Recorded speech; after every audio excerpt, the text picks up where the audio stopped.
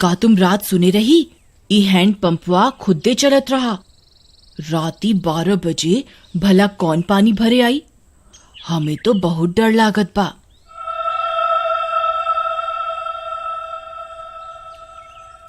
हाँ रानी, हम सुने रही। हमार रिंकिया के पापा तक कहत रही कि हम जाके देखा। हम उनके रोक लिहिस। कौन जाने का बला हुई। फिर उसी रात फिर से 12 बजते ही वह हैंडपंप खुद से चलने लगा।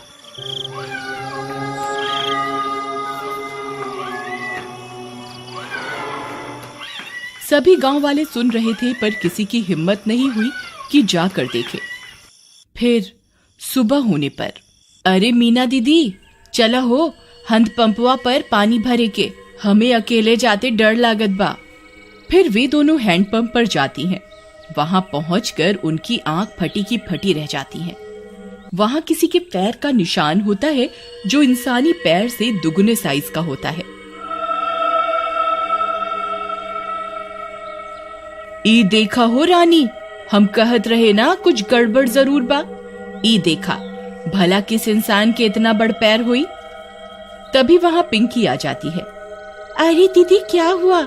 आप दोनों इतनी परेशान क्यों हैं? ई देखो बहन, इतना बड़का पैर। लागत है कौनो शैतान ई हैंडपंपवा पे आया रहा। कम ऑन दीदी, कोई प्रैंक कर रहा होगा। हमारी सिटी में तो ऐसे बहुत करा जाता है।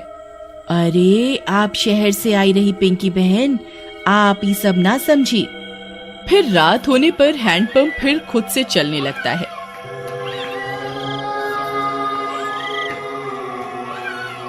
मम्मी, मैं जा रही हूँ हैंडपंप के पास। मैं अभी सबक सिखाती हूँ इस नमूने को। फिर जैसे ही पिंकी वहां पहुंचती है, वह दंग रह जाती है। वहां 2 सिर की एक चुड़ैल हैंडपंप चला रही होती है। पिंकी के पसीने छूट जाते हैं। आ गई? बहुत इंतजार कराया तुम गांव वालों ने। 2 दिन से कोई खोपड़ी खाने को नहीं मिली। मेरा तो सिर ही दर्द हो गया ये हैंडपंप चला चला के। कितने दिनों में एक शिकार आया है।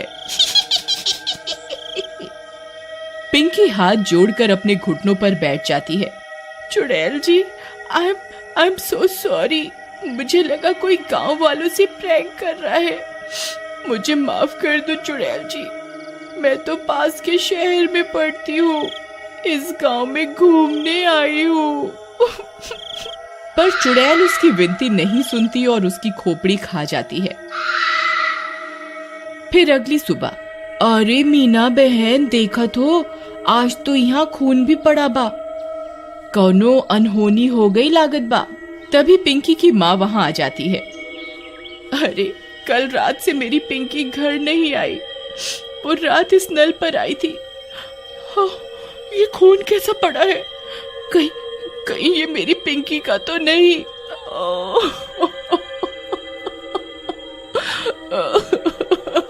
अरे भौजाई, हम उसे कल ही कहे रहे कि ज्यादा लेक्चर का झाड़ो। लगता है उसके साथ कुछ गलत हुई गवा। थोड़ी देर में झाड़ियों में उन्हें पिंकी की सिर कटी लाश दिखती है।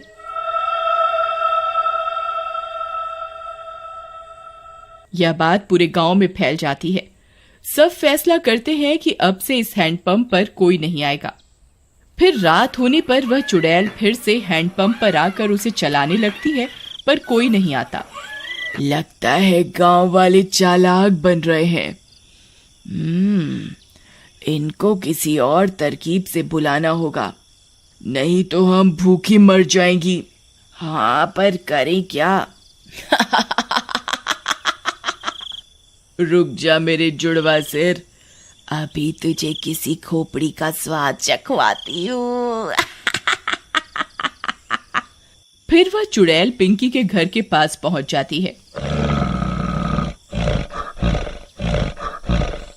वहां जाकर चुड़ैल पिंकी की आवाज में उसकी माँ को आवाज देती है। मम्मी, मम्मी, दरवाजा खोलो मम्मी। मम्मी। पिंकी की आवाज सुन उसकी माँ झट से दरवाजा खोलती है। वह बाहर चुड़ैल को देख पिंकी की माँ कांपने लगती है।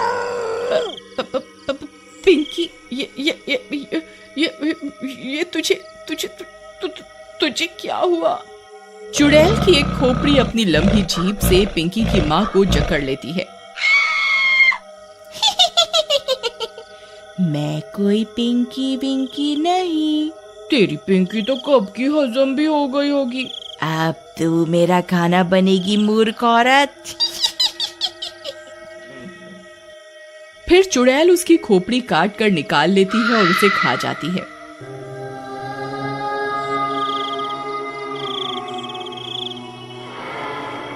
फिर सुबह होने पर पिंकी की माँ की सिर कटी लाश देखकर पूरे गांव में हाहाकार मच जाता है। किसी को कुछ समझ में नहीं आता कि ये कौन कर रहा है और क्यों कर रहा है। सुनत हो जी, उस शहर वाली माँ बेटी के कोई मार के मुंडी गायब कर दिया रहा। लगता है कोनो भूत पिशाच ही सब कर रहा है। तुम बाहर ना जावा, तुमका कुछ हो गए तो हम का करब? अरे हमका कुछ ना होई। हम जात रहे वो हैंड पंपवा के आसपास सीसीटीवी कैमरा लगाई खातिर, हाँ, ताकि देख सकें आखिर मामला का बा। फिर वह गांव की कई दीवारों पर सीसीटीवी कैमरा लगा देता है। रात होने पर वह चुड़ैल वापस आती है। वह थोड़ी देर हैंडपंप चलाती है पर कोई नहीं आता।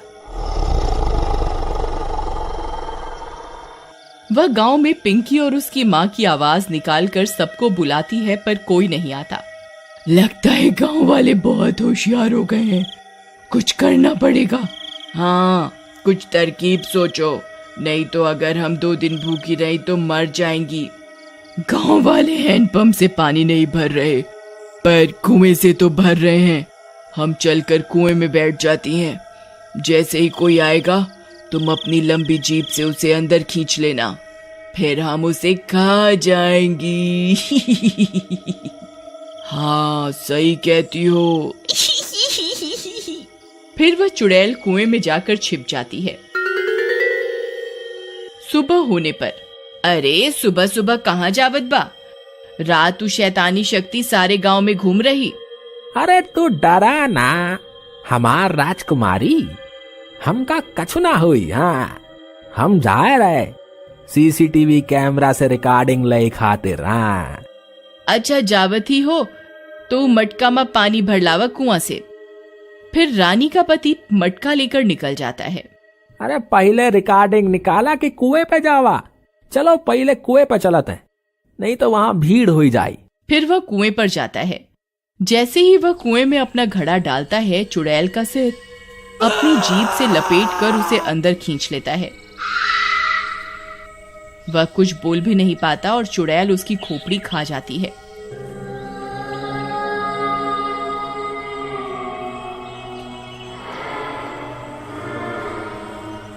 कुछ देर में गांव वालों को उसकी सिर कटी लाश कुएं में दिखती है।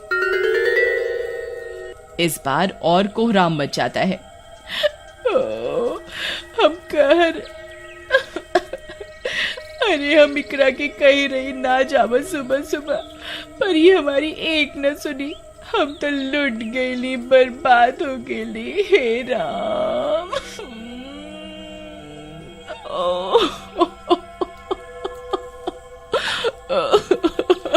पर तुहार पति सुबह सुबह आया क्या करने रहा? फिर रानी ने बताया कि उसके पति ने सीसीटीवी कैमरे लगाए थे गांव में, जिससे यह पता चल सके कि आखिर मामला क्या है। फिर वे सब गांव वाले सीसीटीवी कैमरे से रिकॉर्डिंग निकालते हैं, टीवी पर चलाते हैं और चुड़ैल का सारा सच उनके सामने आ जाता है। वे यह भी सुन लेते हैं कि अगर वे चुड़ैल 2 दिन भूखी रही तो मर जाएंगी। गांव वालों, हमारे सामने एक बहुत खतरनाक दुश्मन है। इसे हराने के लिए हमें बस ये करना है कि हम 3 दिन तक अपने घरों में कैद रहें, नहीं तो ये 2 मुंडी वाली चुड़ैल कई और लोगों को अपना शिकार बना लेगी। मैं गांव में 3 दिन के लॉकडाउन का ऐलान करता हूँ। लॉकडाउन होने के बाद वे चुड़ैल 2 दिन तक गांव में आई अपना शिकार पकड़ने के लिए। उन्होंने कई तरकीबें लगाई पर कोई अपने घर से बाहर नहीं आया और वे दोनों चुड़ैल मर गईं।